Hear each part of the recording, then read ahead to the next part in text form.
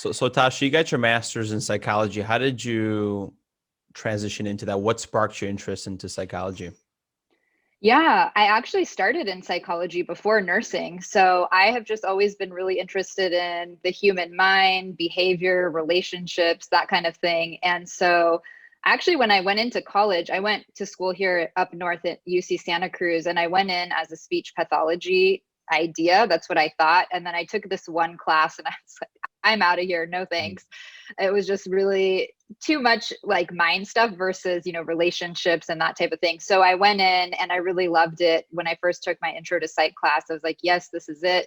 And then I ended up pursuing my master's. And as I was in my master's, it was at that time that I started getting really interested in travel. I did some field study work in Costa Rica, working in like group homes, orphanages, and I saw Doctors Without Borders there. And I thought, maybe I should switch to nursing instead of like keep going with a PhD, because then I could pair mind and body. I could live anywhere in the world. I could also travel. I could do volunteer work. And so that's what shifted me from psych to nursing.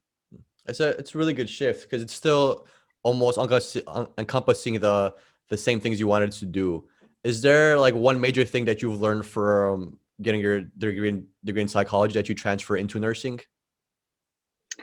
Oh my gosh, I think so much. I think nursing too. I think psych and nursing are both really amazing things that you can pivot or just use in so many different ways. But I think just understanding, that we all come from different backgrounds, that we all respond and react in different ways, we interpret things in different ways. And I think that really helps just with patient interaction because, at the end of the day, we're all humans. And so we can just as easily as nurses be triggered by our patients or vice versa. And so just having that deeper level of understanding of, the human mind and yeah, just the experiences we come from really shape us. I think that has allowed me just a lot of open-mindedness and the ability to connect with my patients on a deeper level too.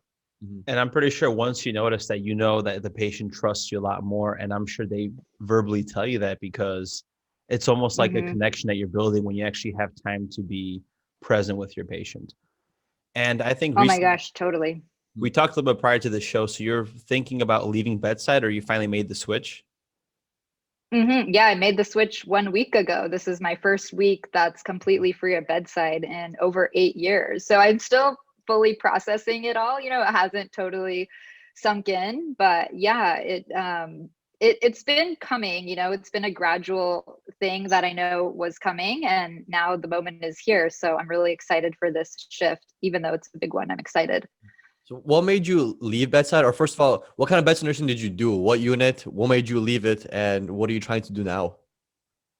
Yeah. Thanks for the questions. So, I've been in women's health and I was working postpartum actually all of my career. There was a point when I wanted to switch to labor and delivery, but just the timing and the hospital I was at didn't allow for department training. And so I stuck with postpartum, and through that, I was able to do per diem. I was able to move from Southern California to Northern California. And I've always loved just working with children, working with families. And so being able to work with that family unit, again, with the psychology piece, I think that really plays a part into that as well. But as I was, on my path of nursing, I think I always knew in some way before I became a bedside nurse that it would kind of be a jumping point for me, that I wouldn't necessarily spend the entire nursing career in the hospital. Like I knew I would use my nursing degree in a different way. But the hospital experience I've had, like I said, over 8 years has just taught me so much. And through that, through the experience of nursing, I also became burnt out, which I don't know if you guys can relate to it at all or have experienced that or been on the cusp of it, but I definitely experienced burnout. And so through that, it really allowed me to just take a look at my life, the things that I was doing, what was and wasn't serving me. And through that, I really began my self-care journey, which allowed me to, start replenishing myself. I always have loved taking care of people. And I think that most nurses, love doing that. That's why we're in the profession. And I think that it's such a blessing. But if it's something that is not in balance, it can easily, tip us over to the side of getting burnt out. So through that, I really became into mindfulness, into meditation, into yoga, just slowing down, nature, all these things that started refueling me. And through that, I organically developed my business, The Nurtured Nurse, which is now something that I'll be devoting 100% of my energy to, which is something I grew, while I was working in the hospital. I love how you mentioned that you naturally developed it, because you say that you have a love for passion of helping people, and nursing is just one of those careers that allows you to do that. And I love your story because it's not the end all be all. You could juggle nursing. You could go into different avenues. Just like you mentioned, while you were nursing, you worked on the Nurture Nurse, and here you are. You're still passionate about the same thing. You're just doing it in a different part of your life in a different way. Yeah. So what is the Nurture Nurse? Mm-hmm. Yeah, thank you for asking. I love what you said too. I think, people have really been asking me this last week as I've stepped away from bedside, what are you doing and why did you switch? And I think it's exactly like you said, I'm still helping people. It's just kind of in a new lens or in a different way. I think my time at the hospital, while I've learned so much from my patients, my coworkers, just the experience in general, I'm here to serve or to give back in a different way now. So yeah, I think it's all interrelated. What was the last part of your question? What is the Nurtured Nurse? Yes. Yeah, the Nurtured Nurse basically is my way of, well, how would I say it? I teach classes, I do private coaching one-on-one. I think that's my favorite piece, is the one-on-one coaching. So I really help nurses learn how to prioritize themselves, how to make time for themselves so that they can create their own self-care routines and practices that really replenish them, that nourish them, and that allow them to show up, as their best selves, whatever that is for them, because we each have our own definition or what our best self looks like for us. I'm really glad that you started Nature Nurse, because I think you give a lot of hope, a lot of promise to future nurses that are also using nursing in a similar fashion that we use nursing, and that's, like you said, a jumping point. And like Matt said before, lots of people that go into nursing is their end all be all. That's basically what they think they're going to do the rest of their life. But it actually makes me happy. I'm sure it makes Matt happy, and just like everybody else, seeing a nurse actually leave the bedside and start applying their time and effort into actual passion. Like Kat Golden did it. Like, look how amazing she's doing. You're doing it. So just because you become a nurse and you enjoy helping people, it doesn't mean you have to stay in there forever. You don't have to love medicine, but you love helping people. Exactly. So we all have that same thing in common, where we all enjoy helping people. And just because you want to leave bedside, it doesn't mean that you're taking a loss and you're not helping people. You can help people in numerous amount of ways. And like you said, nursing can just be a jumping block or a starting point for you to do that. So with the Nurture Nurse, you do a lot of wellness, holistic care, a lot of meditation. So how has over the years, or even how have you gotten into meditation, and how has meditation changed your life, and how do you practice meditation? Yeah, thanks for this question. I feel like it's a deep one, a big one. And I love what you said too, just reiterating on the jumping point. And I think that, like you guys both said, there's still the common piece of helping people, and nurses can help in different ways. And I think what's the most powerful is when we can align like our true passion and purpose with that core value. So it seems like nurses, we all love helping people. That's really a core value for us, maybe helping, service, giving back. However, you guys are also helping, of course, inside the hospital, but also your podcast by expanding people's minds, by letting them hear other people's experiences, to know that, there is other options out there besides bedside nursing. Not that there's anything wrong with people who want to stay at the bedside, their whole lives. I think we're all different. And that's what's the amazing piece, is just exploring what really lights our own inner fire. And that spark is what allows us to be passionate and give back in a more powerful way. But in terms of meditation, yeah, I really became interested in meditation. Gosh, it's been quite a while. I've had a couple of friends who have really been on the mindfulness path for quite some time, and I'd always been kind of curious. And I think really it just started coming out again naturally. At that time, I was feeling really burnt out. I, in the morning, would just start noticing, hey, I think I need to spend a little extra time in the morning before going to work or before starting my day, because I felt I would just hit the ground running and everything was just kind of in go mode and more of like that reaction mode of, okay, I need to message this person, I need to do this, just kind of putting out my energy in those ways. And I used to be the person that would wake up, my alarm would go off, I would check my email, the weather, the news, like every single thing I could check on my phone. And I realized, I don't think this is really serving me. So it started very simply, literally just waking up 5 minutes earlier and just lying in my bed kind of in silence and just kind of reflecting. And then eventually I started, reading about meditation. I started practicing. I started doing guided meditations and things like that. And that actually was part of me moving to San Francisco a little over 3 years ago, was because I knew the Bay Area had so much to offer in terms of wellness, meditation, yoga. And that's when I was really becoming interested in it. So I moved here. I switched hospitals that I was working for. I was working for Kaiser. So I was able to pivot and move up to the Bay, which was really nice. And a huge benefit to nursing is that you can live anywhere and move, which I'm so grateful for. So then I started coming to a meditation studio here in San Francisco and attending group classes and just meeting other like-minded people, which was really nice as well, because they all had different experiences and I could learn from them and I could talk to the teachers in person. And then the studio offered a training. So I took that, and then a class space opened up, and the owner of the studio asked me if I'd like to teach. And at first I was like, oh, okay, I think I should do this. I'm kind of scared. It's a new area for me, even though I'm super interested in it. And I was like, the best way to do it is you just got to go. And so I did it. And now I've been teaching for about, I guess, like 2.5 years, or a little over 2 years. And yeah, I love it. So now I have my own practice that I do every morning, sometimes in the evening or afternoon as well. But every morning it's part of my morning self-care, and I teach a couple times a week as well. So it's a big part of my life. So meditation is something you begin early in your day, correct? Within the first 5 minutes, you're saying? Yep. Okay, One of the first things I do. And I noticed that how it affects your life when you don't do it. Because, for example, sometimes you wake up and if you have a lot to do that day, sometimes your body gets anxious. It's very weird. You almost feel short of breath in your own Overwhelmed. bed. You feel overwhelmed, and this flood of emotion is coming. And on my ceiling, there's like this quote in this house that we're living in. It says, "What are the 5 things you're grateful for?"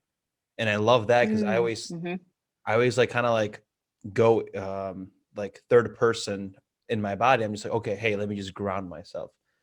So what do you think is the purpose of meditation? Because there's a lot of different viewpoints. Some people think it's literally like emptying the mind. What is, in your definition, the purpose of it?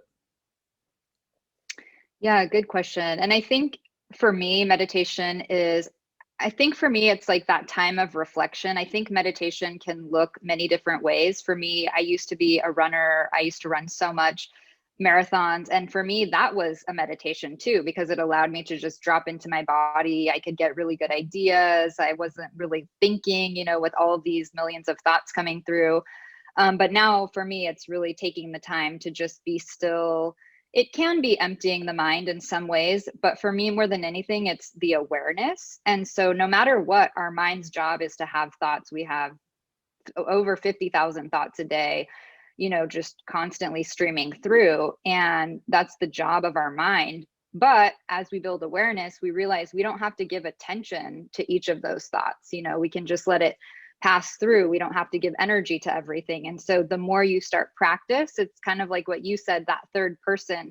We're not our thoughts and we're not our feelings, but we're the awareness that's above them, that's able to observe them. And so by taking this time to be still, to reflect, to gain this awareness, we're able to then start separating and to notice maybe old patterns, behaviors, certain things that we want to start to change, in our lives, because we can't make a change unless we have the awareness that something is or isn't occurring.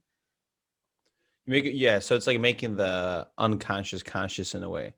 And I was reading something Mm-hmm. recently. Sometimes what you have to do is just literally just sitting with that emotion or that feeling and not doing anything. And that's so beneficial Mm-hmm. because there's like this saying that says, in order to go through your trauma or your pain, you have to go literally through it, like in it. So just what I've learned from meditation is just sitting with that feeling, correct? And just let it just warm your heart up till you kind of let it go, you make peace with it in a way. Is that like correct?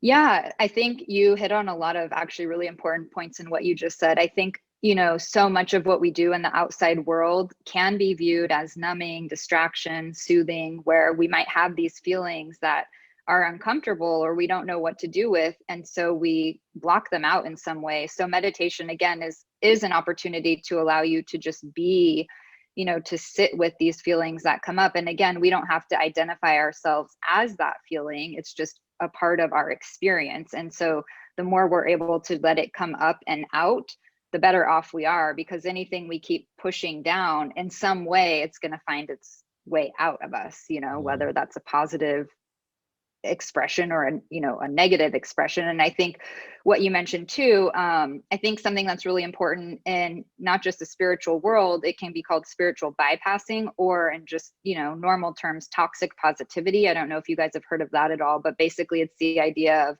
good vibes only, only the positive, that type of thing. And so all emotions are valid, and we don't necessarily have to label them as bad or good, but the important thing is to let them come out and to let them be expressed. Because again, if we're pushing it down or saying certain things are bad, then we're also not making room for all emotions, which again, they're all valid. And, having this self-compassion, which is something else that can be grown through the process of meditation, is just that self-love, self-compassion, being graceful and, easy, gentle with yourself. It's okay to have those experiences. I mean, nothing in life is just sunshine. We get rain, we get storms, and that's part of the human experience. Yeah. And last powerful thing with meditation is once you start realizing these thoughts and you become so self-aware, you've realized how much of a movie you've been creating yourself. The thoughts that you kind of implement, maybe you're at the gym and you create little narrations for people, or wherever you're walking. Like I read this book and there's something called the roommate in a way. And that's almost like the ego in a way. And you always have these chatter thoughts going in your mind, and it's just silencing them, and the conversations, the melodrama that's happening in your mind. And that's like the goal of meditation, is rising above that, where you rise above ego and ambition, become selfless in a way. And then you can tap into that form of enlightenment, is what they say. Yeah, exactly. That's exactly it. And I like that separation too, of saying like the roommate, because then again, it separates us from that ego voice. And it's really interesting. There's a type of meditation called Vipassana, and they're retreats that are 10 days long, and you're completely silent. I still would like to do one of these. I haven't done it yet. So 10 days, complete silence, and you're with a roommate, you don't talk at all, like the entire 10 days. And so I've had a lot of friends do these retreats, and it's really interesting. Again, like you said, these stories or narratives that the mind is just creating. I had a good friend go on one, and he said him and his roommate, they couldn't talk. And at the end, the last day, finally, they're able to talk to each other. And they were both laughing because they had made up these stories that each roommate was like, oh, he probably hates me, and the other was like, he probably hates me, but it wasn't based on anything. It was just their minds creating these stories, and like, we've never even met. So it's just interesting to see where the mind can go. Yeah. And you mentioned Vipassana meditation. Is there like different kinds of meditations for different things? Like, let's say you're trying to calm the chatter in your mind, should you meditate one way? Or if you're trying to be more productive, should you meditate another way? Is there different kinds of types of meditation? Yeah, there are different types. And I would say that, the best type is the one you do. So doing something is better than nothing, right? So I think even just taking a couple minutes a day to do slow, deep breaths. And again, we've kind of talked about like the mental piece of meditation, but, as nurses, there's also this huge physical component. So taking time to do slow, deep breathing, or to just have that time for reflection, for stillness, it helps move your body out of fight or flight, out of stress response. It can, decrease our cortisol, decrease blood pressure, decrease our heart rate, can help us sleep better. I've done in the hospital too, just slow, deep breaths with my patient, and that helps their pain score go down too. So it has, physical, emotional, spiritual, psychological benefits, all of it in meditation. Yeah, for people that don't believe in the effects of meditation, there's just like one simple thing you could do, especially people that don't believe in like the power of the breath, is next time you're in like a stressful situation, or your heart rate's up, or you're nervous, just take like 3 minutes aside, 3 or 5 minutes, or even less, and just do a few deep breaths, and your heart rate naturally goes down. So you're already giving your body some physiological change just by altering the way you're breathing, and just the way you're still in that point in time. Exactly. That's literally how powerful it is. It's not like you need to go to the gym and lift like some mental weight with your mind or something. It's literally it's passive effort, and it's just all it takes. Mm-hmm. Our bodies have, they have our autonomous nervous system. There's two variations of our nervous system, and in simple terms, one's our passive system and one's our active, right? Our fire flight. One's passive, one's active, and that's just how simple it becomes. And people like to complicate things, but all you really need to do is just calm your breath, and it naturally calms your whole body down. Yeah. How do you incorporate yoga Mm-hmm. into your mindfulness practice? Yeah, good question. I love yoga as well. It's something that kind of the same time I really got into meditation, I started getting pretty solid in my yoga practice. Like I said, I used to be a really big runner, and I'd always think, oh, yoga, that's so slow. Is this even a good workout? And then I started really getting into it, mainly because with running, I was having a lot of tightness in my hips. And so I'm like, all right, let's give this yoga a shot. And then I started really seeing the mental benefits of it. So for me, movement is an important part of my self-care. And usually it's yoga, it's often stretching. But again, it incorporates the mind, the body, and the spiritual aspect. So I think it's something so powerful that can incorporate everything. And, like Peter said about the breath, just getting you out of your head and into your body as well. It's so helpful because a lot of times when we're stuck in certain thought patterns, we need like a pattern interrupt, which is sometimes by taking the breaths, by moving the body, just getting out of our head and changing, our posture. Simple things too, even just like standing up in like a power pose, with the arms out like this. Already your chest is open, your arms are up. And so that makes you breathe in a different way too. It also lets you lead with your heart instead of kind of close off. So you already feel more confident. So just certain little postural things in yoga can help shift a lot. Yeah, I got into yoga for a similar reason. Like my hips were tight and my back was tight from lifting weights, and I was kind of hesitant to try yoga because I'm a guy and you don't really have too much guys doing yoga. So It's like a social thing, right? yeah, it's Getting that over sort of that. thing. Like, oh, like what are you doing yoga for? Like that's one thing, but also men, we really like to work out because that's like a big aggression factor for us. And why men are hesitant to do yoga is because there's no aggression in it. Like when you're lifting weights, lifting heavy weights, you gotta be aggressive. You gotta be a little bit angry. Even you a gotta be sport or a focused. combat sport. Exactly. Yeah. Even fighting, like Mhm. those kind of more physical sports, is because we as men tend to lean towards more physical active things. And yoga is super active, super physical. It's just missing that aggressive component that a lot of men like. That's why they take pre-workout. Like imagine taking pre-workout before a yoga session, you'd be going crazy. You wouldn't be able to sit still or do those kind of poses. Yeah. But yoga it allows us to have a different form of athleticism. It's like I said in the beginning, where it's like the aggression and like the passive stuff. Yoga is like your passive working out, which is still very athletic. It still takes a lot because I'm not very flexible. But when I do yoga for 2 weeks straight, 3 weeks straight, my flexibility changes and my mindset changes completely without that aggressional component of it.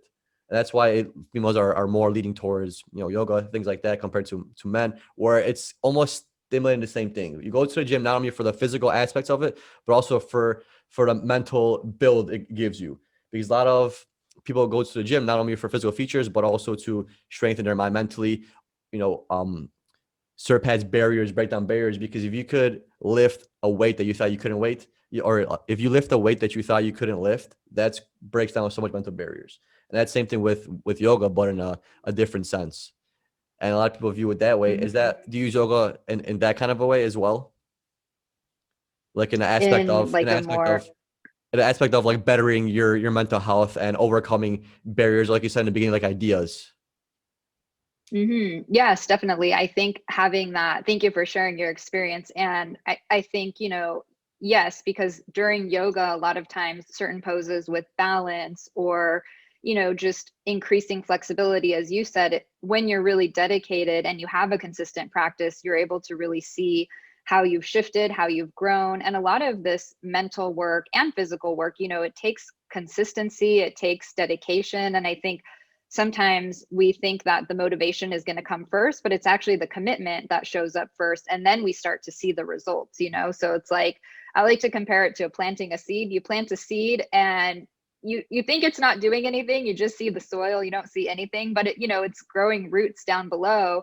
And then eventually you see it start sprouting. And I think that's kind of similar with yoga or meditation. you have to show up and keep showing up consistently. And then, you know, after maybe a month or two, you start seeing results, whether it's better concentration, stronger mindset, physically, you know, you start seeing your muscles develop, and then you become more motivated. So yeah, yoga has been really powerful for me in many ways. And I think the spiritual piece too, because in a lot of ways, you know, our bodies, well, you guys know our bodies store emotion, they store old energy, things and experiences we've gone through.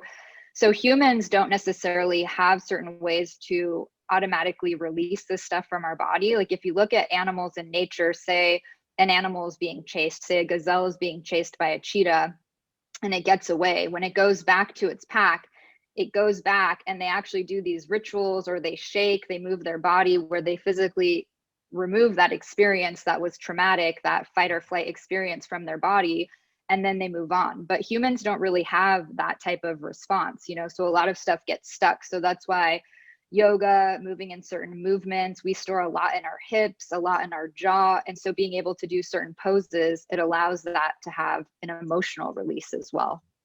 That's wow. That's very beautiful. I didn't know about that with animals. That's a really cool story. And it's wild how they don't teach us in school that, hey, you have stored energy. You are an energy being. You aren't only this three-dimensional being. Just like in the hospitals, I feel like that's the only part that we take care of. It's just three-dimensional being. Let's fix you up here, here, here, do this. And it's like a Band-Aid, and we're missing the whole point. Yeah. So speaking of energy and everything, I'm curious about your experience with Reiki. I've only heard great things about it. And from my understanding, we have these, 7 energy centers, and sometimes one of them can be blocked where it's not properly channeling energy up and down, I believe. And what happens is once that specific chakra is blocked, it could cause symptoms, feelings, or actually symptoms on the body based on where the energy is blocked. So what is Yeah, Reiki? exactly. Yes.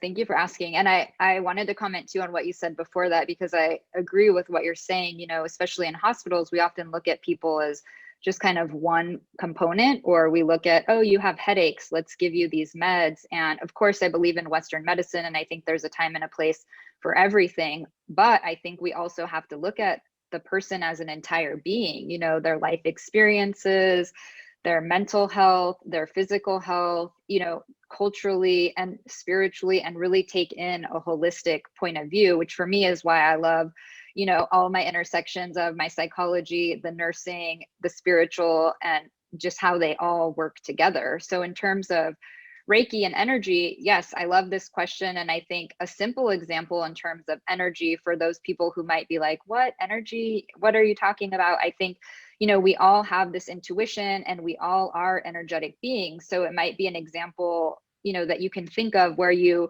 didn't quite know why you did something, but you just felt it. Or maybe you walk into a patient's room and you're like, I feel like the family members just had an argument, or something went on, even though nobody's saying it, right? You can feel that energy. Or maybe you're walking somewhere and you just have this feeling like, I think I need to cross the street right now. I don't really know why, but I think I just need to cross the street. And so those are all examples of energy, our intuition, picking up on these subtleties that are in the environment that allow us to make decisions. So exactly like you said, we have actually have a picture here that I used for Reiki. I drew this just to show you guys, but so we do have multiple energy centers in our body, and the 7 main chakras are the ones we often focus on. So I don't know if you guys can really see that, but those are the colors.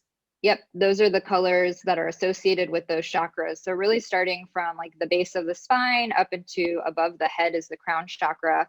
And just as you said, Matt, when we're blocked in certain ways, it can present physically. And so the 7 main chakras are the main ones we work with, and each one represents something different. So as an example, the root chakra, which is the bottom one at the base, is really related to fear and safety. So anything that comes up around that, and we can use mantras like, I feel safe, I'm safe in my body, I'm grounded.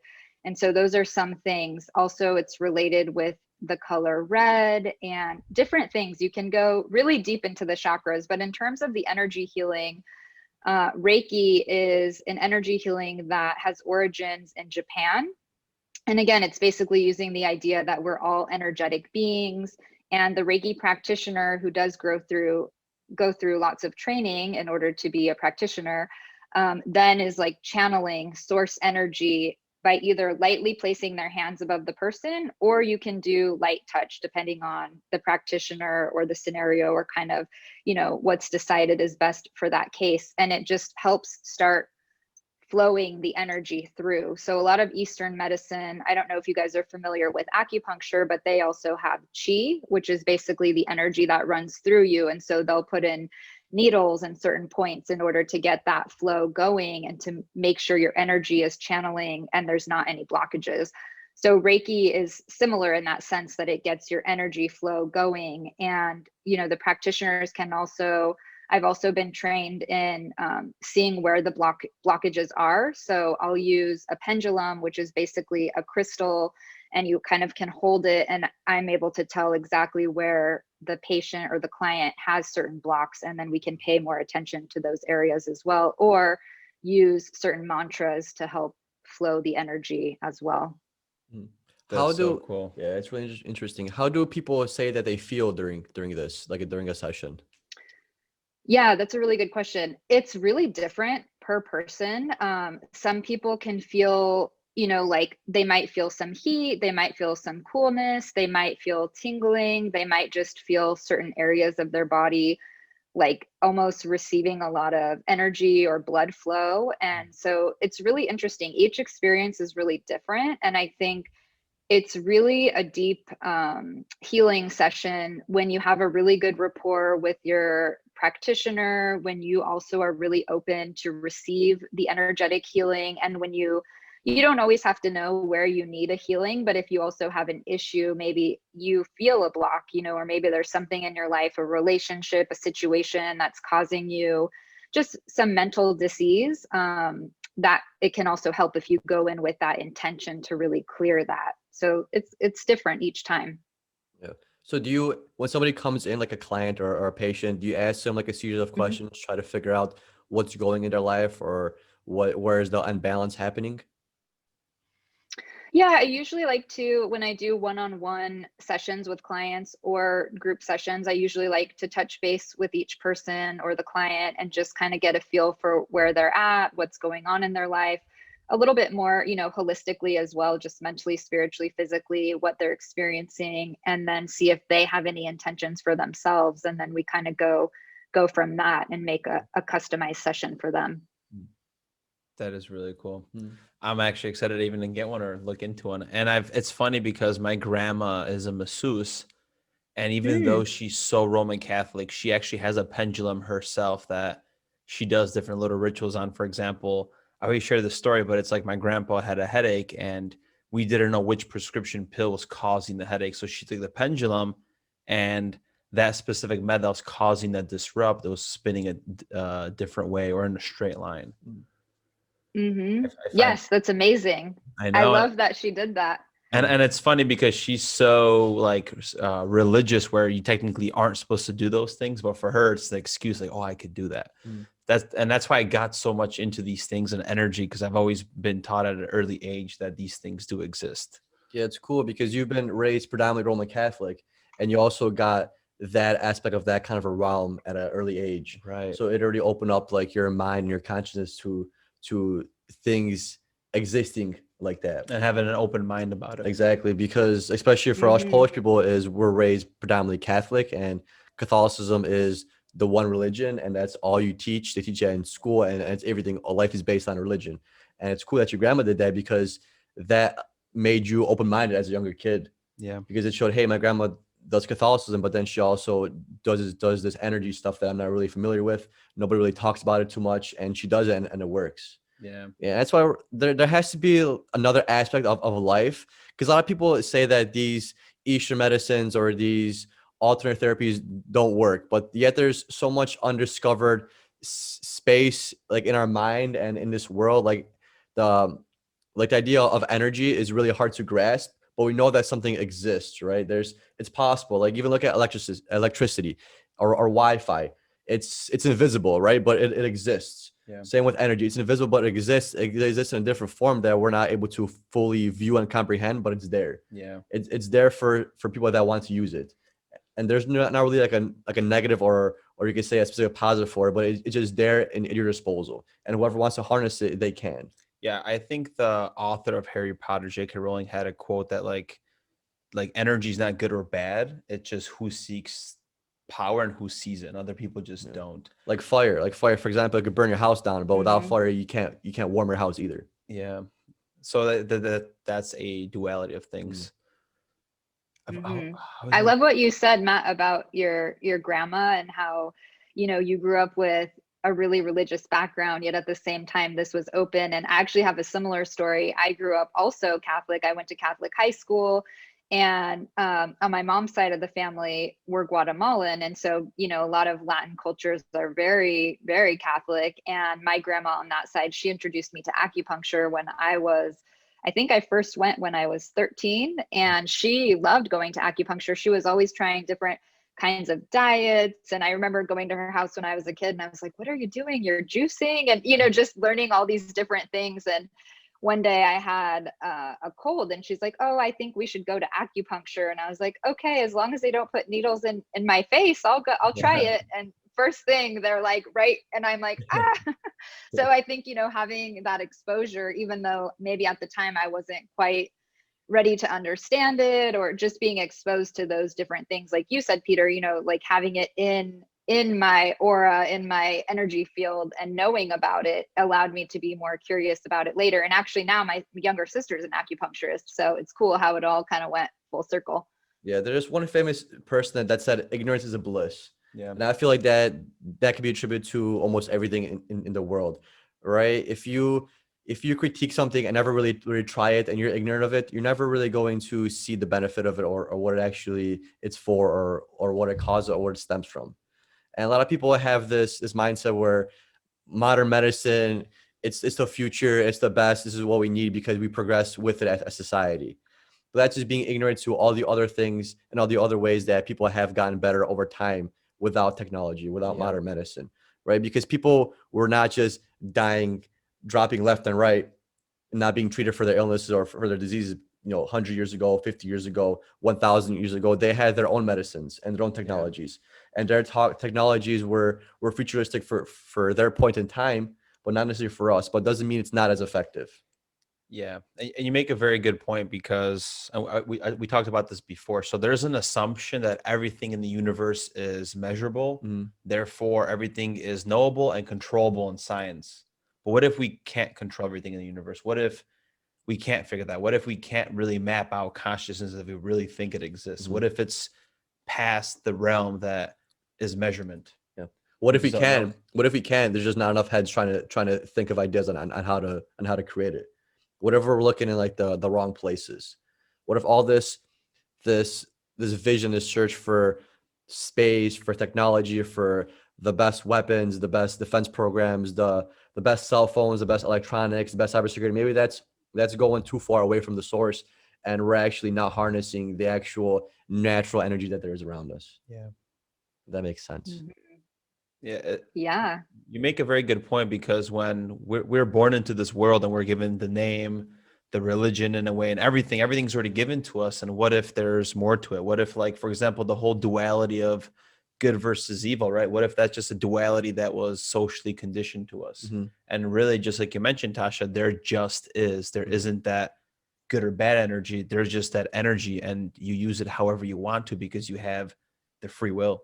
Yeah. And over time, I could see, not to go on a rant here about dualism and stuff, but like, if you think about it, the concept of dualism is a lot easier to grasp and to imagine than the concept of just being, of just is. It's a lot harder to grasp than having something attributed to being good or evil, right? Because if you attribute everything that had to dualism, that's good or evil, you have some kind of outcome. There's always some kind of outcome.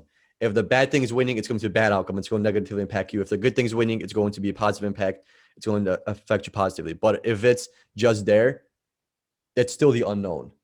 And we fear the unknown. It's uncomfortable. Because if there's no good, there's no bad, there just is, then you don't, there's no foreshadowing of what it might turn into.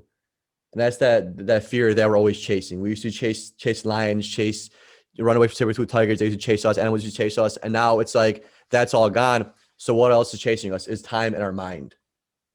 Now we're trying to solve the problems that are in our mind and in time and in space. That's kind of where society is pushing towards, because we don't have that fear of getting attacked, right? So that's why we like that dualism theory, is because we like to have an outcome and a predictable outcome that we could for sure say.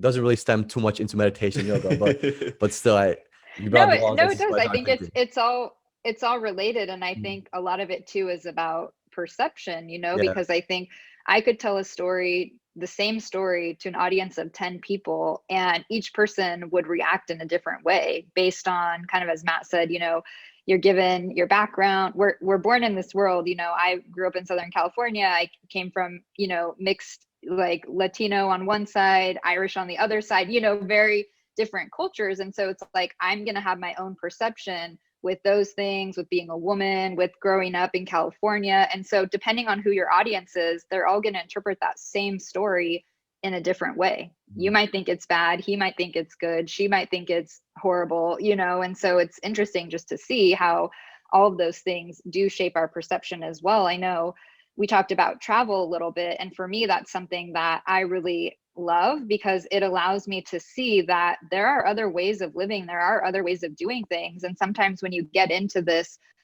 box, or maybe you think things can only happen a certain way, it just, for me, it helps expand my mind and just see that there, humans living in other ways, that, not to say they're better or worse than the way I'm living, but they're different. And we're all, we're all here living in our own way. And yeah, I think it's complex. There's a lot to it.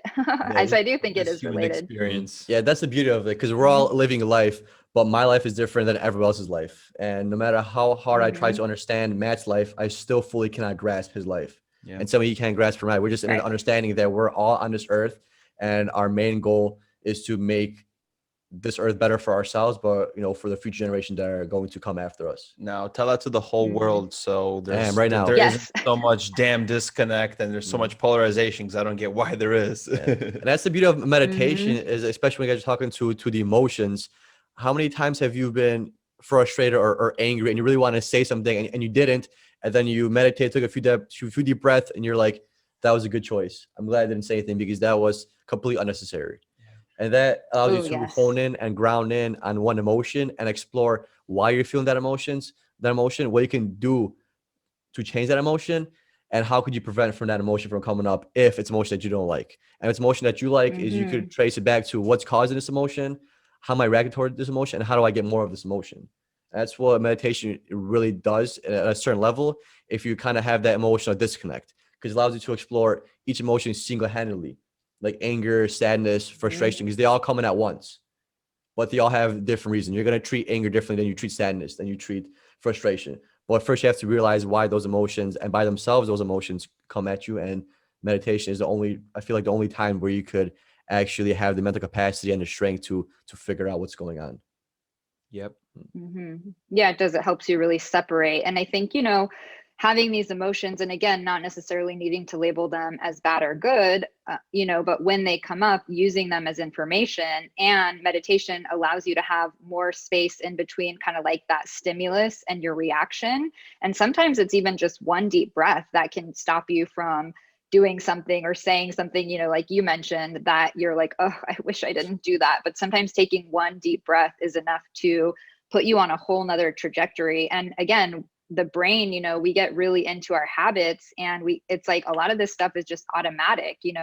Someone does something and it's like we just automatically respond. But meditation allows you, again, to create more space in between the stimulus and your response. So sometimes it might just be a deep breath, and then after that you can lengthen that time even more. And then, as you said, have the awareness to decide if that's something you want to change, or if that's something, what do you want to do with that? I really like the fact you brought up, and I'm a firm believer in this as well, that the emotion that you feel in your head and your body aren't your actual emotion. They're just there, like you say. And I think people have to really realize that they're just there. They're just neurochemical. The way your brains and your neurons and your neurochemicals are balanced is the reason why you're feeling that emotion during that point in time. And the conscious effort that you instill is the action that you take based on those emotions. So you truly being yourself is the one reacting and acting on those emotions, not those emotions themselves. That's why maybe you don't believe in this, or Matt doesn't either, but that's why I believe that your actions are always going to be bigger than your words. Because with action, you're actually taking your physical and mental ability and capacity to actually do something different or change, compared to just saying that, where you just say things out of emotions.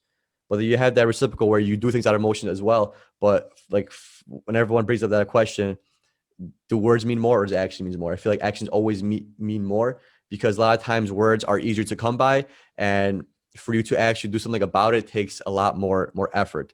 And also, like we said multiple times before, is you aren't your emotions. You aren't every voice in your head. You're just the voice that you act on. Yeah, and it's also because your heart, you could let me know if this is the right idea here. So your heart is almost like a giant energy center, correct? And let's just say you have that thought, correct? You said that it's not your thought.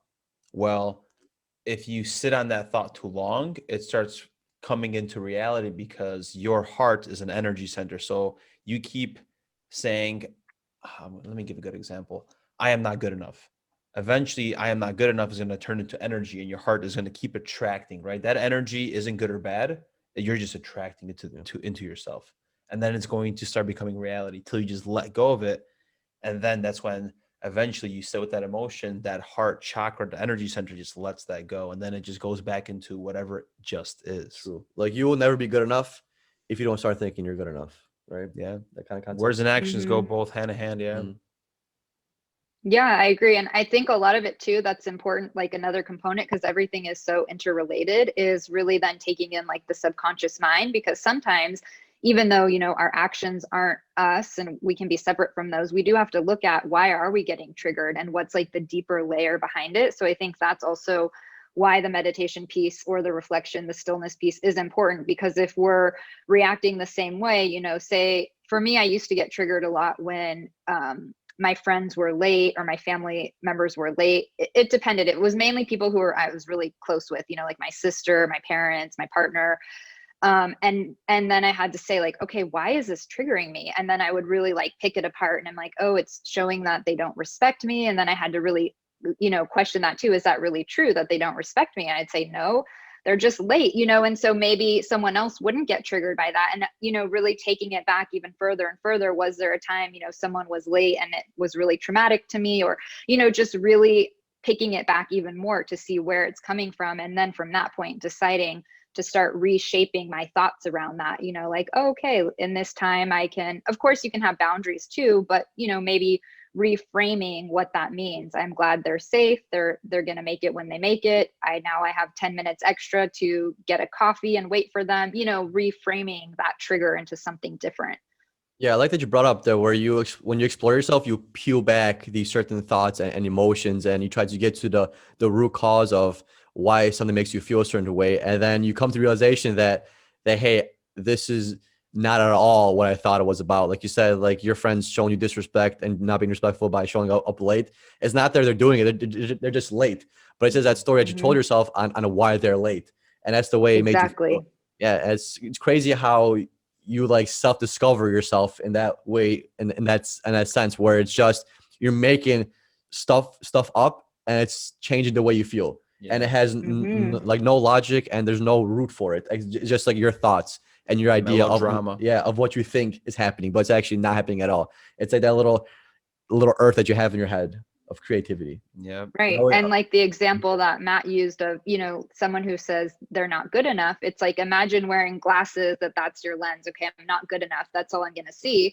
So at the same time, you're also looking for those things to confirm, because the brain is also trying to give you, oh, here's an example of you're not good enough. Here's not example of you're not good enough. But as you start to change your own stories or limiting beliefs, as you become aware of them, while in the beginning, you might not believe it or feel like you believe it, you just keep practicing the new, I am good enough, I do deserve, blah, blah, blah, whatever it is you're reprogramming. And our brains are neuroplastic. So with time, they start creating that new groove, that new neural pathway to the new change that you're trying to make for yourself. Yeah, you're really hitting a lot of good points, and making this very easy to listen on and understand. Yeah. And then also, like, while that's happening, while you're able to change that, you also have to be always conscious at that moment, because before you know it, you're sucked back into that melodrama, back into that same movie you keep narrating. And then it's like you snap out of it, like, oh, damn, I was unconscious for 10 minutes. Where am I back into the movie? You know, it's such a trip once you start becoming so aware and just seeing where your mind takes you. And it's not an overnight thing, right? It's not overnight. No. It takes weeks, months, years. Like people understand it. People have to understand that this consistency to do this, you're trying to change your mind for the rest of your life. Yeah. So imagine how long that should take you. It's not going to take a 1 week session. It's not going to take a month. It's going to take months and years of consistency and constant action, because you're trying to change your whole life. It's not like where you're trying to get bigger calves at the gym, or, you know, if you really hold on your calves for 3 months, they're going to be juicy. You know, it's not how it works. You're trying to change your mind and your brain like a muscle, but for forever, for longevity. You said our brains are very neuroplastic.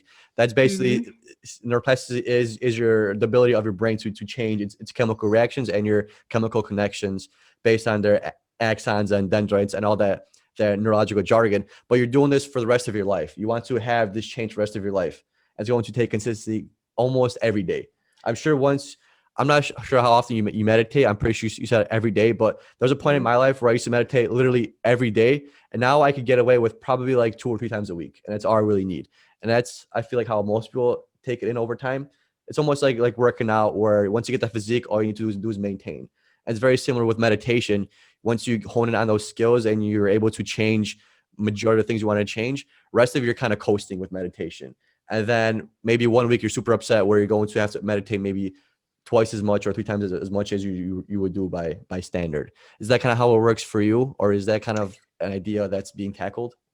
Yeah. I like what you said about, like, say, working out your calves or whatever. And that's like a physical thing that you can see. You're like, yes, they're getting bigger. I'm stronger physically. I see my muscle. And that's kind of how meditation is. It's like the mental workout, right? And I mean, just like you see it an Olympic athlete, maybe in their prime physical shape, if they stop, their muscle is going to go away, right?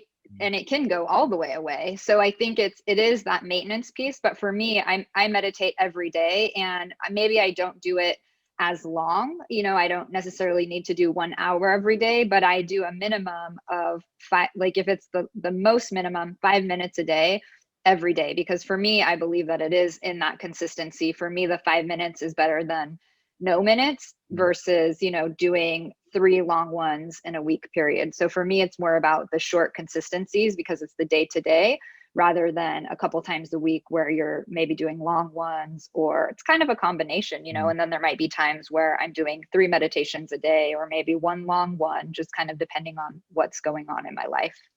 The beauty of it is meditation. You could do it whenever, wherever. You could gear it towards you. It's like Play-Doh. You could build it to whatever you want it to be. So we just debunked the myth that you can teach an old dog new tricks because of neuroplasticity. Yes. Yeah. And you can change whatever habit you want in your life. And I'm actually curious on, I hope there's some people doing studies about meditation and like Alzheimer's and dementia, because we talk about when we're doing meditation, we're literally working on our brain.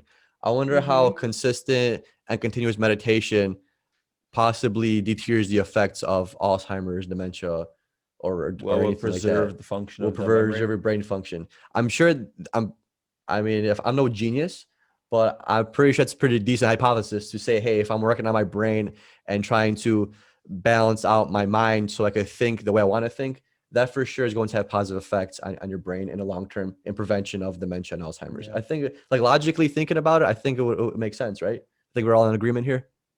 Yeah, I agree, because also, again, you're also going deeper into your spiritual self, your emotional self. And I think, like everything else, the mind and body are a loop in constant feedback. So one is always influencing the other. And so I think the more we're able to show up in that way, of doing the mental workout, the physical workout, and also taking in that emotional piece, because we all in some way have experienced trauma throughout our life. It doesn't necessarily have to be this huge catastrophic thing, but even, I wouldn't even say this is a smaller thing, but maybe if you got made fun of in school, versus having a parent who passed away when you were young, like all of these things are traumas and they're all stored within us. So as we process that as well during meditation, the stuff that comes up, it allows us to just be free of things that might be building up inside of us. So I think, yes, everything is related, and being able to preserve that brain, you know, in the best way we can, and knowing that it's neuroplastic. I think it's also really nice to show how resilient humans are. No matter what traumas we go through,